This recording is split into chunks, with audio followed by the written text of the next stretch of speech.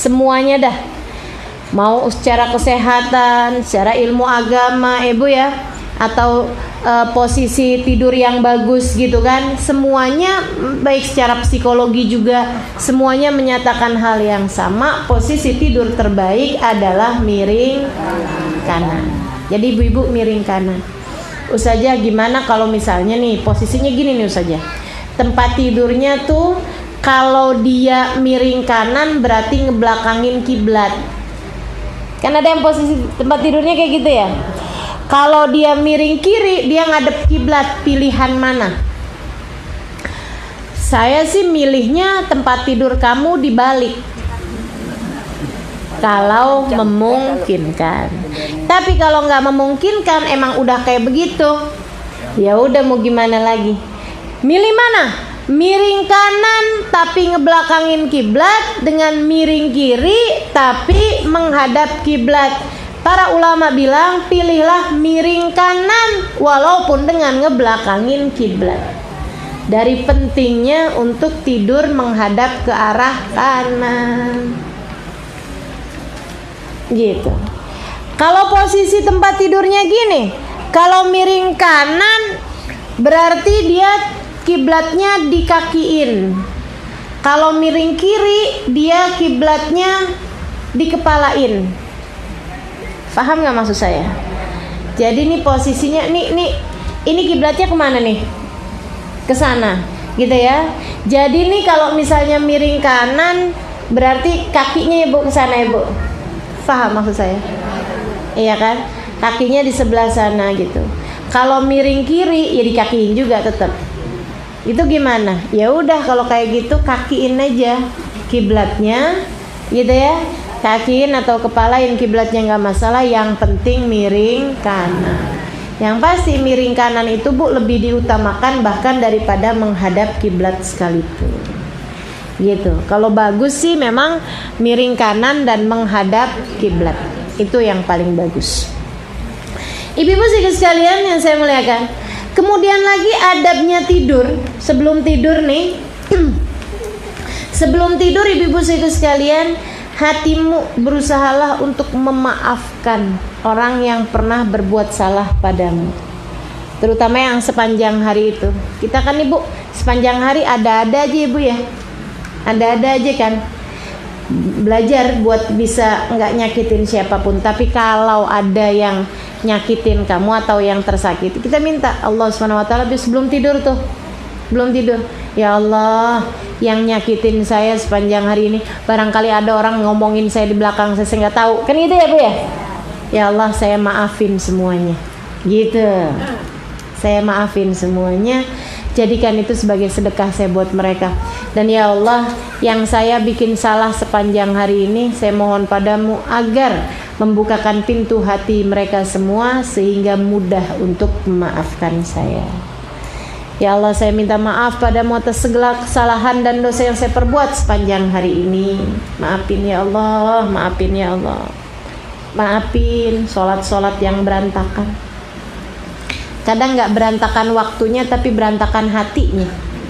Bener gak Bu? Lagi sholat mikirin resep masakan, lagi sholat mikirin kondangan, mau pakai baju yang mana. Wah, berarti enak ustazah ya, kagak mikirin resep masakan, kagak masak, nggak mikirin baju kondangan, nggak mau kondangan. Ibu jangan salah, saya mikirin tema pengajian. Sama aja Bu, sama aja, sama-sama nggak khusyuknya. Ya Allah, mudah-mudahan Allah bagikan kehusyuan dalam salat-salat kita. Jadi Bu nih sebelum tidur, ya Allah maafin kesalahan-kesalahan saya ya Allah sepanjang hari ini. Maafin berantakannya hati sepanjang hari ini. Maafin belum bisa husnudzon kepadamu dan kepada hamba-hambamu sepanjang hari ini. Maafin ya Allah, nih lisan kayaknya hari ini masih ada juga ngomongin orang. Sepanjang hari ini kok lisan belum terjaga juga, ya Allah maafin. Ya Allah, dan orang-orang yang merasa tersakiti sepanjang hari ini, jadikan pintu hati mereka terbuka untuk memaafkan saya. Dan ya Allah, jika sepanjang hari ini ada yang nyakitin saya, ada yang ngurangin haknya saya, ada yang ngomongin saya di belakang saya, walaupun saya nggak tahu, ya Allah, saksikan saya sudah memaafkan mereka semua. Jadikanlah itu sebagai sedekah saya buat mereka, ya Allah. Gitu Bu, gitu. Itu dikerjakan sama seorang sahabat. Wah, subhanallah, tiap hari malaikat capek nyatet pahala dia Bu.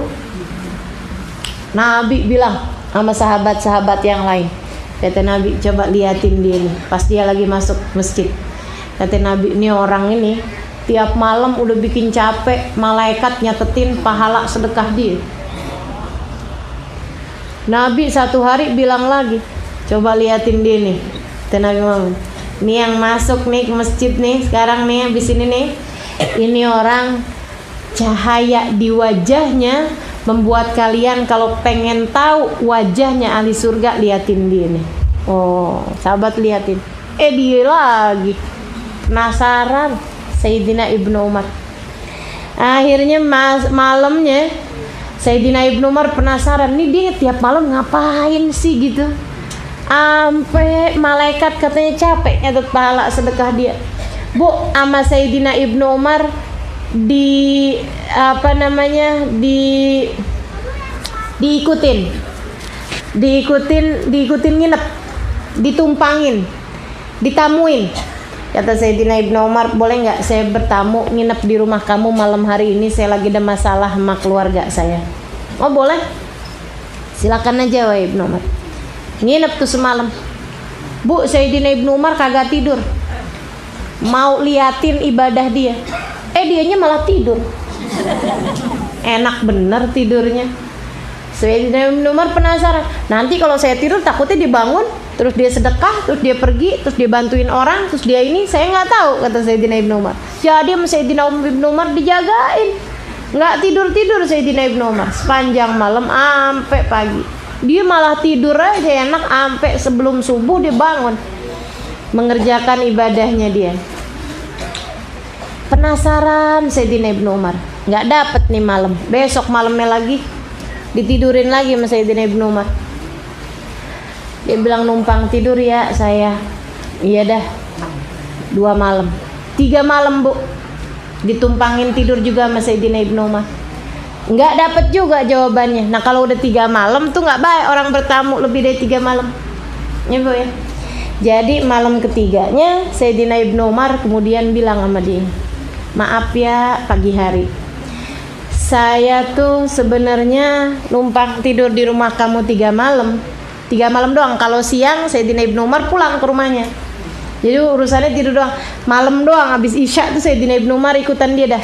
Kenapa gitu? Karena Nabi Muhammad nyebutnya malam. Ini orang tiap malam bikin capek malaikat nulis pahala sedekahnya. Jadi Sayyidina Umar tahu bahwa urusannya ini urusan malam. Dia bilang, kata Sayyidina Ibnu Umar, saya nih nginepin rumah kamu 3 malam.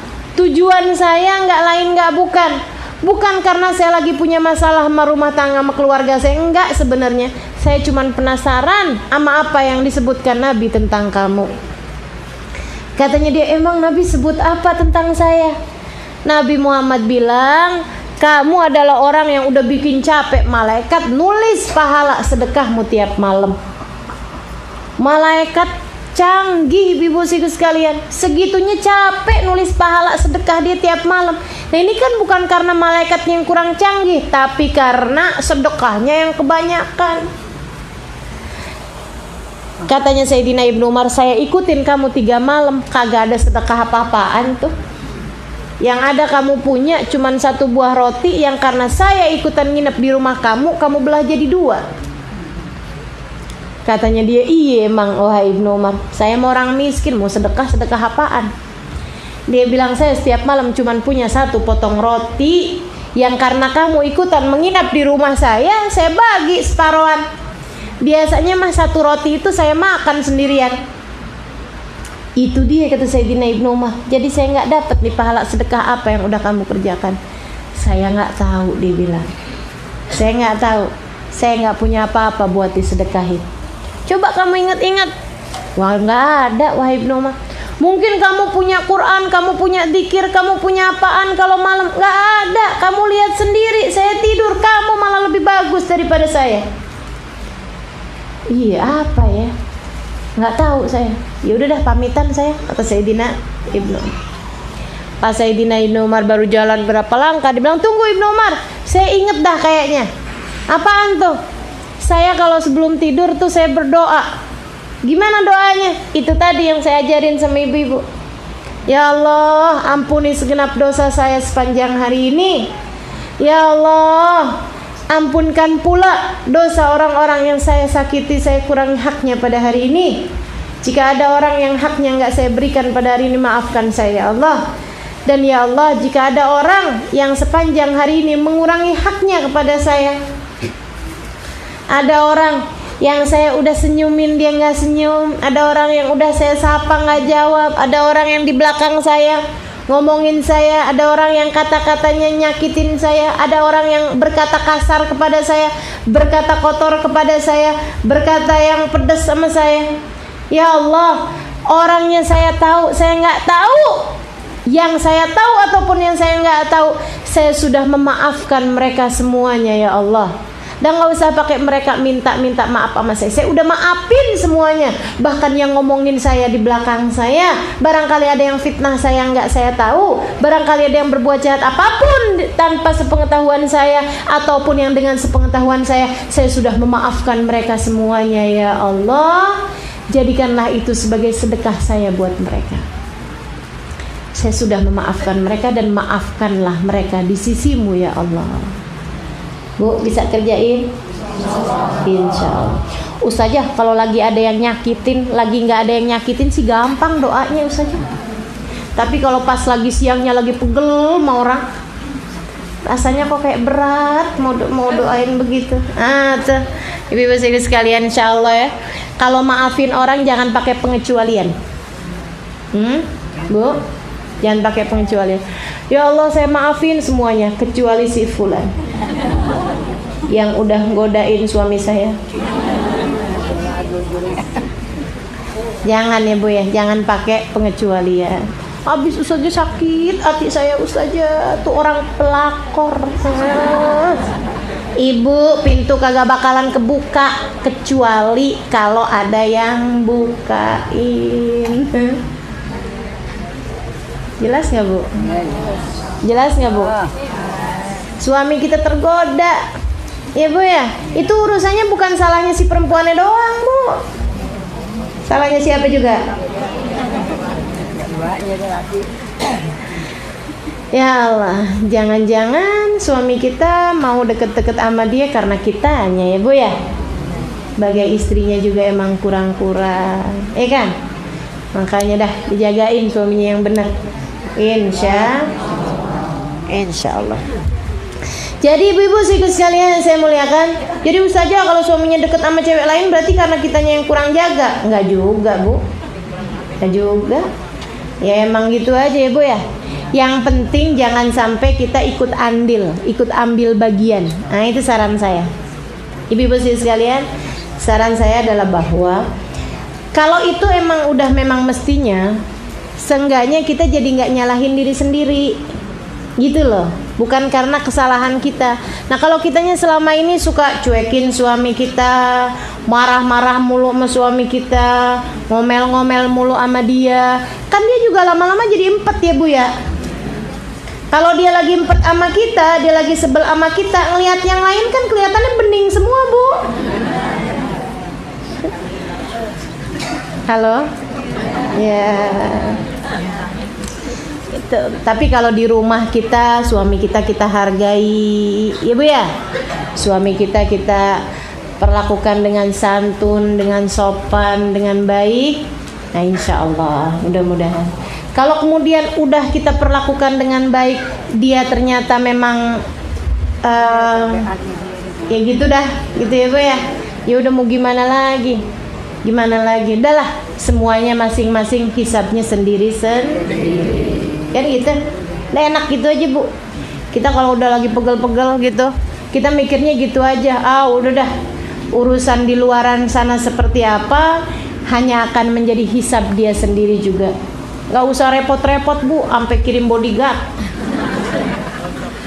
Gak usah repot-repot, sampai kirim mata-mata buat nyari tahu suami kita ada di mana. Ada, nggak usah. Masing-masing udah lengkap mata-matanya, namanya Raqib dan Atid.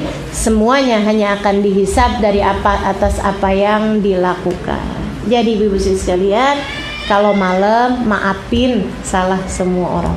Ya bu ya, insya Allah. Nah kitanya juga punya banyak salah. Nggak ya aja nggak mau maafin salah orang. Mau salah kita nggak dimaafin sama Allah? Nggak mau. Nah, jadi biar kita juga salah kita semua dimaafin sama Allah.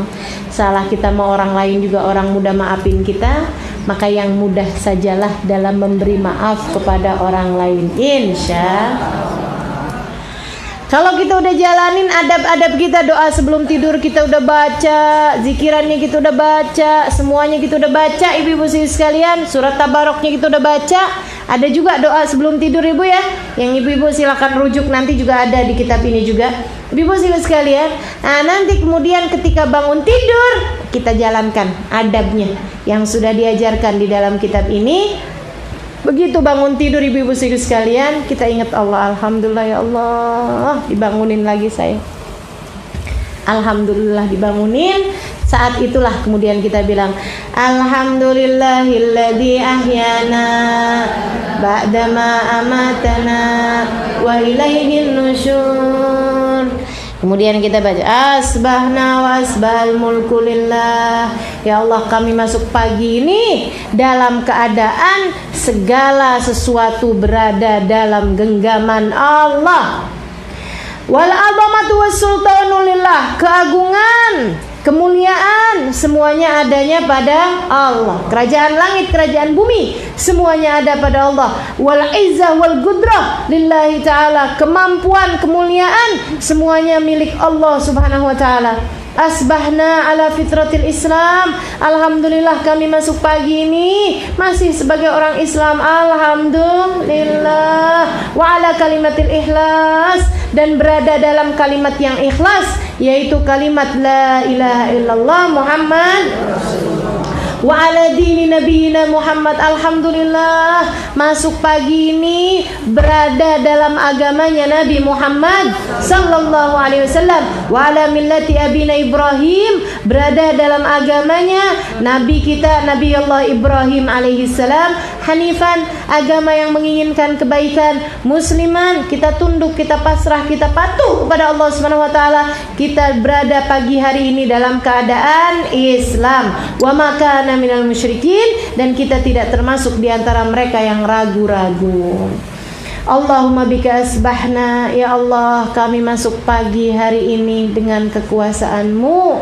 Wa bika amsayna, nanti kalau sampai sore kami pun masuk sore juga dengan kekuasaan-Mu. Wa bika nahya, dengan kekuasaan-Mu kami hidup. Wa bika namut, dengan kekuasaan-Mu kami mati. Wa ilaikan nusyur, hanya kepadamu kami kembali. Allahumma inna nas'aluka an tab'athana fi hadzal yawm ila kulli khair. Ya Allah, kami minta kepadamu ya Allah, kami bangun pada hari ini untuk mengerjakan segala kebaikan. Wa na'udzubika an najtari fiha su'an, kami berlindung kepadamu ya Allah, jangan sampai kami sepanjang hari ini mengerjakan keburukan-keburukan. Au najurruhu ila muslim, atau kami mengajak orang lain untuk berbuat keburukan. Au yajurruhu ahadun ilaina, atau kami diajak oleh seseorang untuk menuju kepada keburukan. Nas'aluka khaira hadzal yawm, kami mohon ya Allah segala kebaikan pada hari ini, wa khairu ma fi, dan juga kebaikan apa yang ada di dalamnya. Wa na'udzubika min syarri hadzal yawm, kami berlindung kepadamu ya Allah dari keburukan sepanjang hari ini, wa syarri ma fi, dan keburukan apa yang ada di dalamnya. Fa idza labista thiyabak, kalau kemudian kita pakai baju, kita niatkan pakai bajunya adalah mengerjakan perintah Allah, bukan mura'atan lil khalq, untuk sekedar riya, untuk sekedar kepengen kelihatan orang kita punya baju bagus, kita punya baju yang mahal, kita punya baju yang ini itu, bukan. Kita pilih-pilih baju sambil mikirnya gini, pakai baju yang mana ya yang saya kelihatan rada langsingan, pakai baju yang mana ya yang saya kelihatannya rada cakepan, pakai warna yang mana ya yang kelihatannya lebih cerah gitu kulitnya. Jangan gitu ya. Artinya kita bodoh amat gitu saja sama penampilan, bukan gitu. Bukan gitu. Bahkan ketika kita memilih baju, milih warna, kita dandan sekalipun, niatnya yang benar. Niatnya biar kelihatan rapi sebagai hamba Allah, biar kelihatan rapi di hadapan orang-orang yang kita cintai, mensyukuri nikmat karunia yang Allah Subhanahu wa taala berikan kepada kita. Gitu ya, Bu ya. Punya baju yang bagus, kenapa yang dipakai yang jelek-jelek mulu? Itu juga nggak bagus. Saya sampaikan bulan kemarin kalau nggak salah ya, Ibu ya.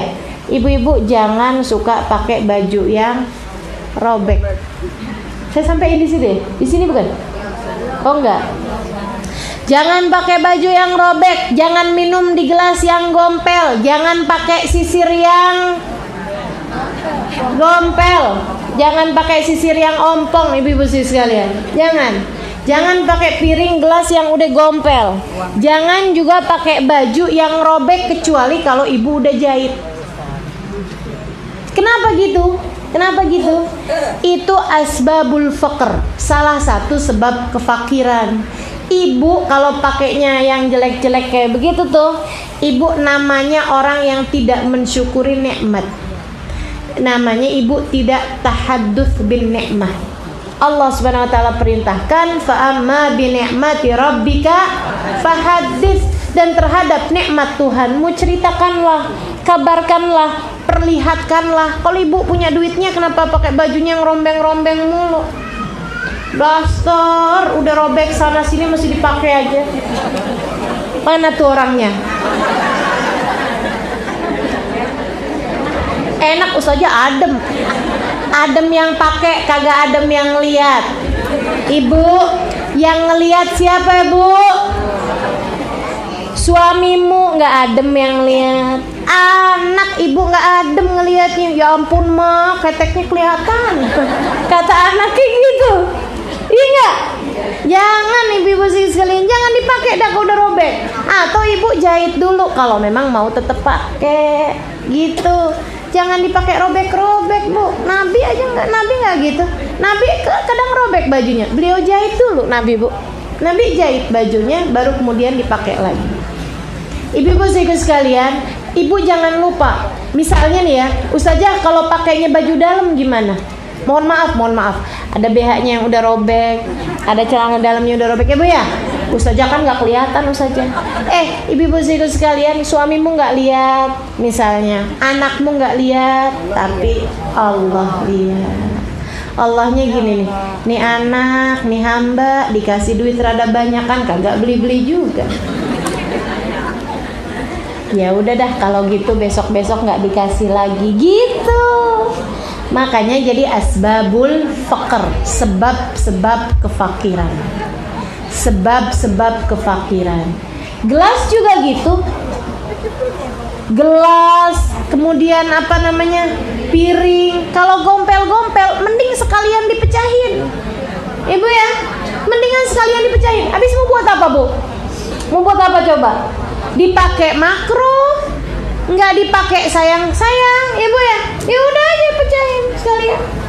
Pecahinnya kapan? Ntar malam tahun baru. Buat rame-rame. Ya Bu ya. Wah malam tahun baru nih 1, 2, 3 jebret. Seru kan? Beneran Ustaz? Enggak, bohong, canda saya ya.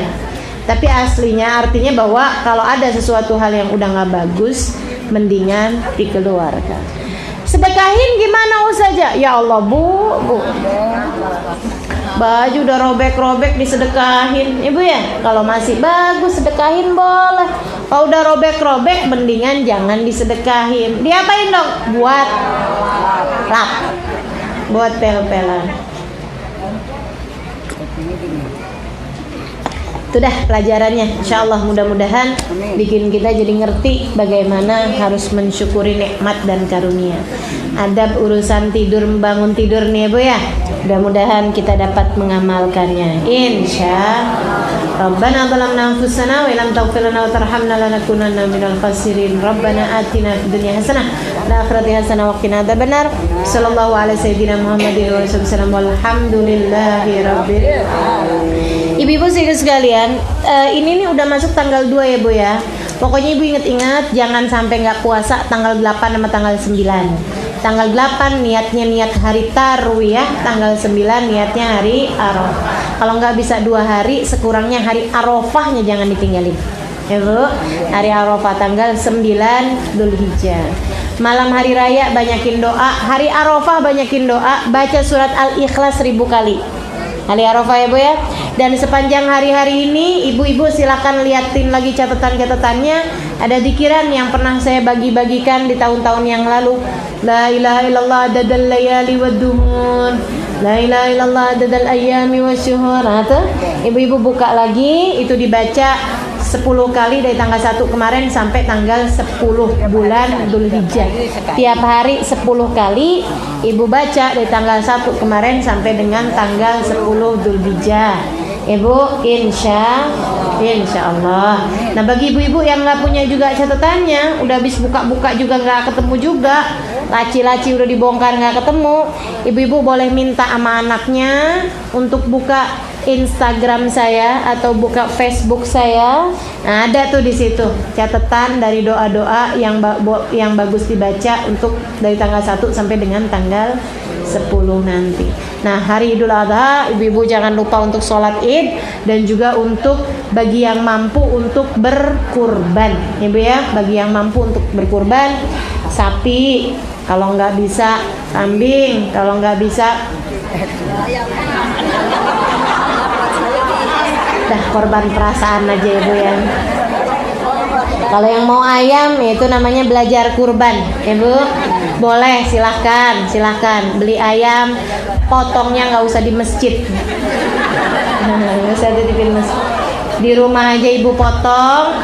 Jangan bagiin mentah Bu, tapi Ibu masakin dulu jadi opor. Nah, kalau udah jadi opor Ibu bagi-bagi ke rumah tetangga barengan sama ketupatnya. Senang dah tuh tetangga. Kita bilang ya Allah, tahun ini sebenarnya kepengen kurban tapi belum sanggup beli kambing, jadinya baru sanggup beli ayam. Ya Allah, saya belajaran kurban tahun ini, tahun depan biarin bisa kurban kambing ya Allah, amin. Gitu ya Bu ya, Insya Allah. Kemudian mulai hari Arafah sampai dengan hari Idul Adha dan 3 hari tasyrik, setiap ibu habis selesai sholat ibu bertakbir sebelum baca dzikiran yang lain. Dan itu bukan mulai hari ini ya Bu ya, bukan mulai hari Lebaran, tapi dari mulai hari Arafah. Bukan dari malamnya tapi dari subuhnya. Subuh hari Arafah ibu udah sunnah. Begitu assalamualaikum warahmatullahi wabarakatuh. Assalamualaikum warahmatullahi wabarakatuh. Allahu akbar, Allahu akbar, Allahu akbar. La ilaha illallah, wallahu akbar. Allahu akbar, walillahil hamd. 3 kali, kemudian Allahu akbar kabira walhamdulillahi katsira wa subhanallahi bukratan wa asila. La ilaha illallah wahdah sadaqa wa'dah wa nasara 'abdah wa 'azza jundahu wa hazamal ahzaba wahdah. La ilaha illallah wallahu akbar. Allahu akbar walillahil hamd. Dah segitu aja.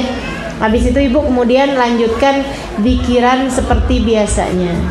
Jadi dibacanya langsung habis salam ya Bu, selama 5 hari dari hari Arafah subuh sampai ketemu asar hari ketiga tasyrik.